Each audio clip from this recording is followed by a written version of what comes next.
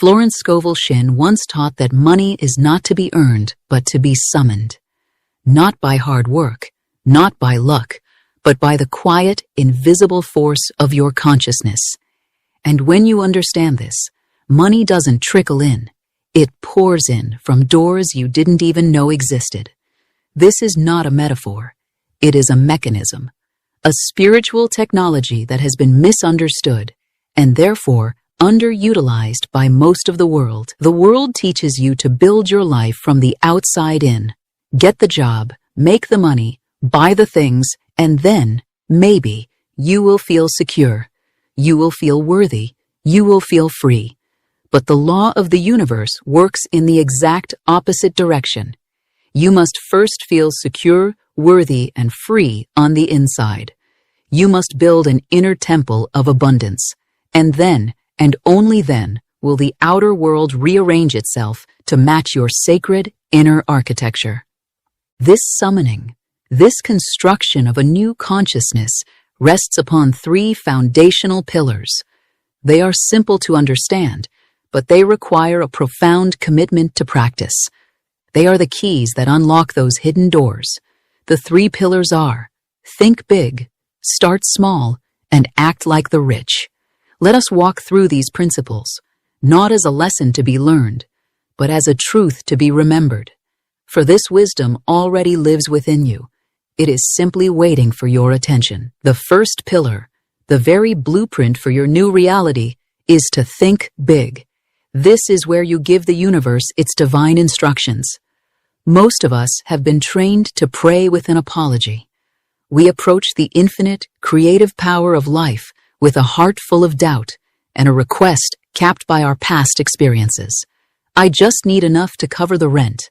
Please, let me find a way to pay off this one credit card. I would be happy if my business just broke even this quarter.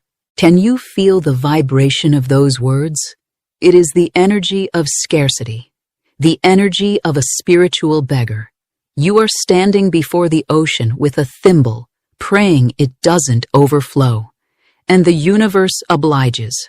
Because it is a faithful servant to your consciousness, it will honor your small request. It will give you just enough, and you will remain trapped in the exhausting cycle of survival, forever chasing a feeling of security that remains just out of reach. Thinking big is an act of holy rebellion against the tyranny of your own perceived limitations. It is the decision to fire the timid, anxious architect of your past and hire the master builder of your soul. It is the conscious choice to move your request from enough to more than enough, from a mindset of paying bills to a mindset of funding dreams, from the energy of getting by to the energy of giving back, from a place of true overflow. Thinking big is not an act of greed. It is an act of alignment. You are a divine channel. A river is not greedy for wanting to be full. Its very nature is to flow, to nourish, to be a conduit for life.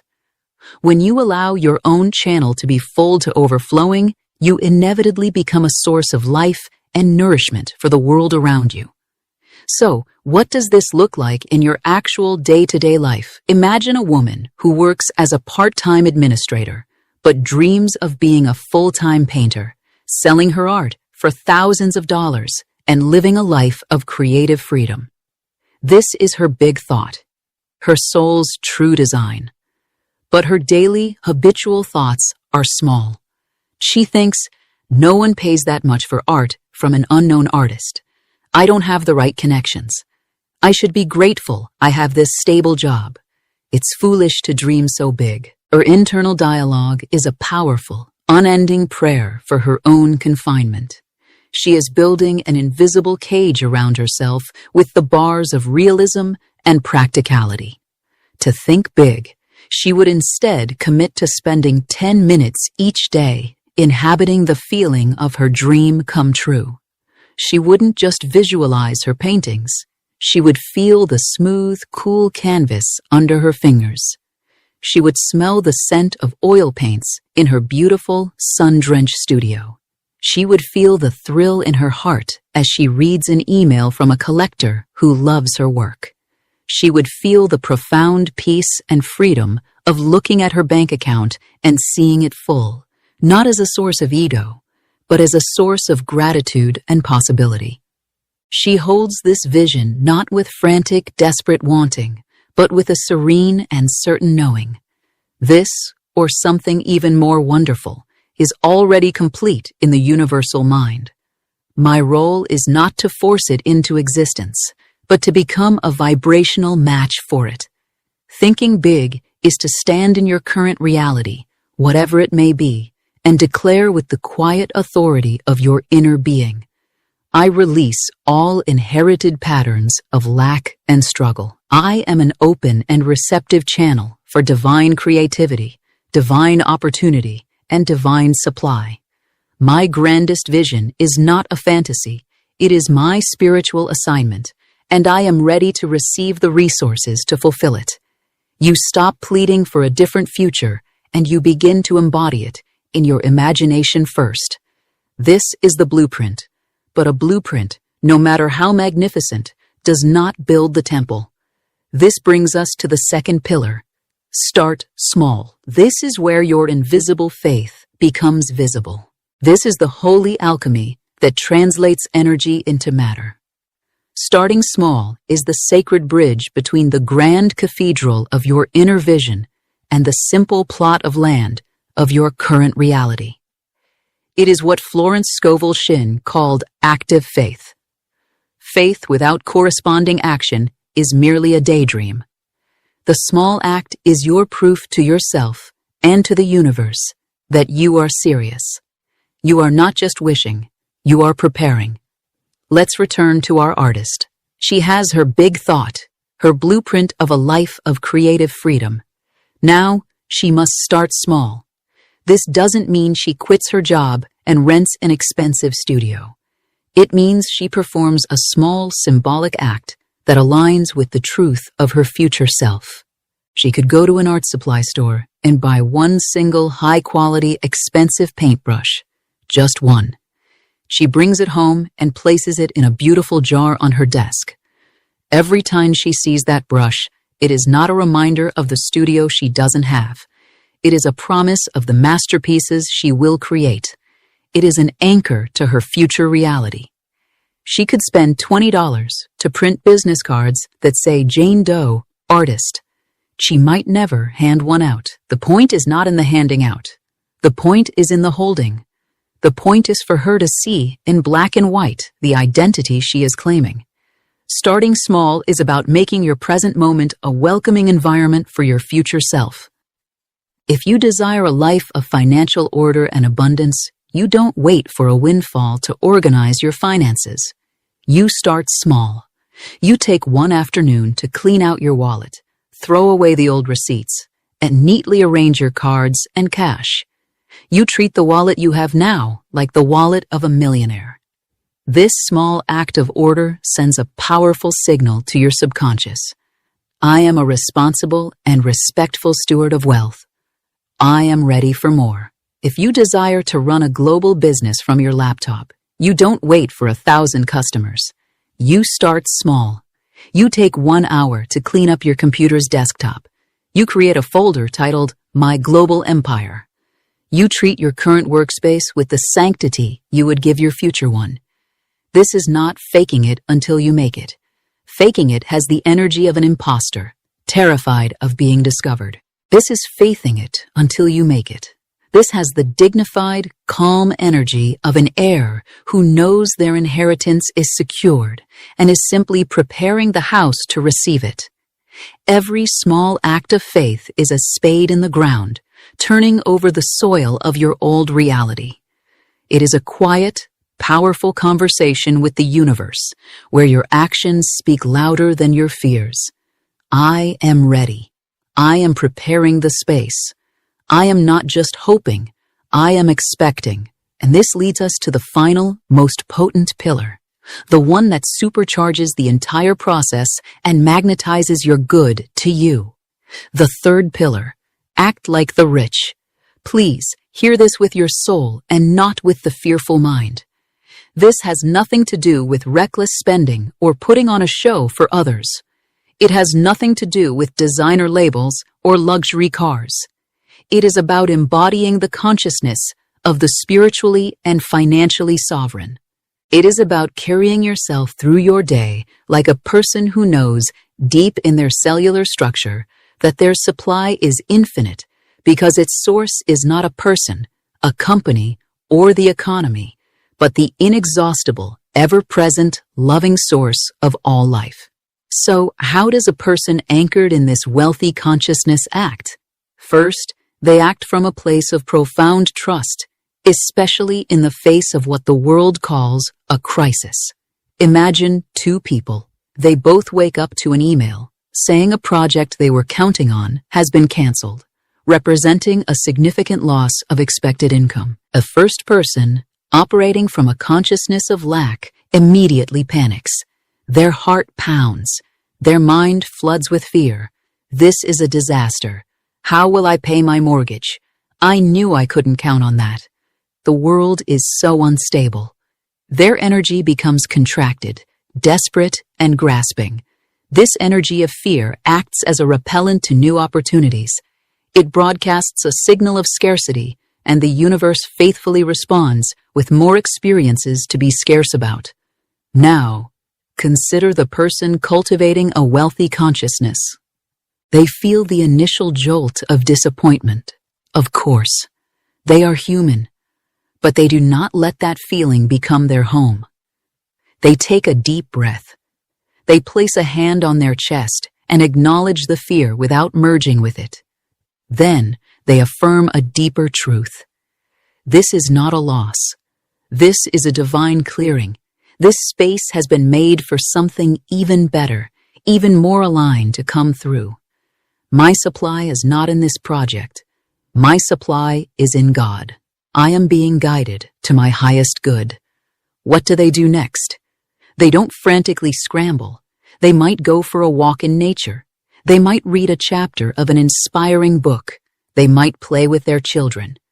They perform an act that reinforces their trust in the benevolent flow of life. They act like someone who is looked after. Their energy is calm, open, and magnetic. They become an irresistible vacuum for the right and perfect new opportunity to rush in. Second, a person with a wealthy consciousness circulates energy with joy. They are generous. They understand that hoarding is a prayer for more lack. They know that money is a current, and for a current to be alive, it must flow. They understand that generosity is not about what is leaving your hand. It is about what you are commanding with your soul. It is the sacred act of creating a vacuum, a space of flow that the universe must, by law, rush in to fill. This spirit of generosity is a frequency. When you broadcast it, you can only receive on that same frequency. Third, and this is a master key, a person with a wealthy consciousness does not complain about money. Ever. They do not complain about bills. They do not complain about taxes. They do not bond with others over the high cost of living. To complain is to actively build a reality you do not want. It is a powerful affirmation of lack. When an electricity bill comes, they do not groan. They hold it and say, "Thank you for the light that allowed me to read at night. Thank you for the warmth that kept my family safe. I am so grateful for this service, and I bless the money that pays for it, knowing it is flowing out to support others and returning to me from countless avenues." They see their financial obligations not as a burden, but as evidence of their abundant life. This is what it means to act like the rich. It is an internal state of being, a quiet nobility, an unshakable trust, a commitment to act from abundance, regardless of your current bank balance. Because your bank balance is a history lesson. It reflects the consciousness you held yesterday. Your consciousness today is the creative force that determines your bank balance tomorrow. And this realization is where you take back all of your power. You must understand this. You are already a master of this law. 100% of the time, without exception, Your current financial reality is a perfect, flawless masterpiece created by your past and present state of consciousness. If your life is filled with the anxiety of not enough, it is because you have been unconsciously thinking small, performing daily acts of doubt, and embodying the consciousness of lack. You have been a perfect creator, but you have been working from a blueprint of poverty. This is not a moment for shame or regret. This is a moment for liberation. The instant you realize you have been the author of your own struggle is the very same instant you realize you hold the pen to write a new chapter. The power was never gone. It was just being used to prove a story you no longer wish to live. You haven't been failing. You have been succeeding brilliantly at creating a reality you are now ready to release. And so, we begin. Not tomorrow, not next week. Now, with a simple, sacred, daily practice. The 3 sacred steps to summoning your abundance. Step 1. Claim your divine blueprint. Think big. Tonight, before you sleep, give yourself the gift of 10 minutes of stillness. Turn off the noise, close your eyes, and ask your soul this question. What is the deep, core feeling of my life when I am living in complete financial freedom and flow? Don't focus on the stuff. Focus on the feeling. Is it peace, safety, expansiveness, the joy of spontaneous generosity, the freedom to create without pressure? Let that feeling fill your entire body. That feeling is your destination. Step 2. Perform your act of faith. Start small. Tomorrow, you will perform one small physical act that is in perfect alignment with that feeling. Just one. If the feeling was peace, maybe you finally sit down and create a beautiful, organized budget, seeing it not as a cage, but as a map to peace. If the feeling was generosity, maybe you find something you no longer need and give it away to someone who does. If the feeling was being a successful entrepreneur, maybe you spend 30 minutes writing out the About Me page for your future website. Choose one small act and perform it with the intention of a sacred ceremony. This is you telling the universe, I believe. Step 3. Embody your sovereign self. Act like the rich. For the entirety of tomorrow, you will hold the inner posture of your wealthiest self. When a fearful thought about money arises, you will notice it, thank it for trying to protect you, and gently replace it with a thought of trust. When you pay for something, you will do it with gratitude, not resentment. You will walk, talk, and make decisions as the version of you who knows, without a doubt, that she is divinely provided for. You are not pretending. You are rehearsing your new reality into existence. To seal this practice and write this new law upon your heart, use the power of the spoken word. These are not just words. They are vibrational commands. Here are 2 affirmations to begin your daily practice. Speak them aloud. I am awakened to my good. Every bill is a blessing. Every obstacle a doorway. The floodgates are open now. My consciousness is my infinite supply. I act with calm certainty, and all that is mine by divine right now flows to me. And then there is the one affirmation that acts as the master key, the one we will return to time and again. This is our signature truth. Let this be the mantra that you carry in your heart. I am a perfect channel for divine abundance, which now pours in, piles up, and flows through me under grace in miraculous ways. Now, a final word of loving encouragement for your journey. When you begin to renovate a home, you first have to demolish the old, rotten structures. It's messy, dusty, and for a time, it looks far worse than it did when you started. The same is true for the renovation of consciousness. As you begin to think big, all your small fears will come to the surface for review. As you begin to act from trust, you may be presented with a situation that tempts you to panic. The outer world may test your new resolve. Do not be alarmed. This is not a sign that it isn't working. It is a sign that it is. You are stirring the pot. The old heavy sediment of lack-based beliefs is being churned up so it can be cleared out forever. The resistance you feel is the death rattle of your old limitations. Hold your ground. Stay true to your vision. Perform your small acts of faith. Embody your wealthy consciousness. The storm of clearing always precedes the peace of a new reality. Trust the process. You are not broken. You are not unlucky. You are not less than. You are a powerful spiritual being who is simply remembering the rules of the game of life. You are the one who summons. You are the one who allows. You are the one who receives. The world of earning, striving, and chasing can end the moment you decide to step off that path. The world of summoning, allowing, and receiving is waiting for you to claim it. So, I invite you to declare your new beginning in the comments below. This is a space for deep reflection, not empty affirmations. Answer from the depth of your being. What is the grand design, the big thought you are finally giving yourself permission to fully own? And what is the one small, sacred act of faith you will perform in the next 24 hours to begin preparing the ground for it?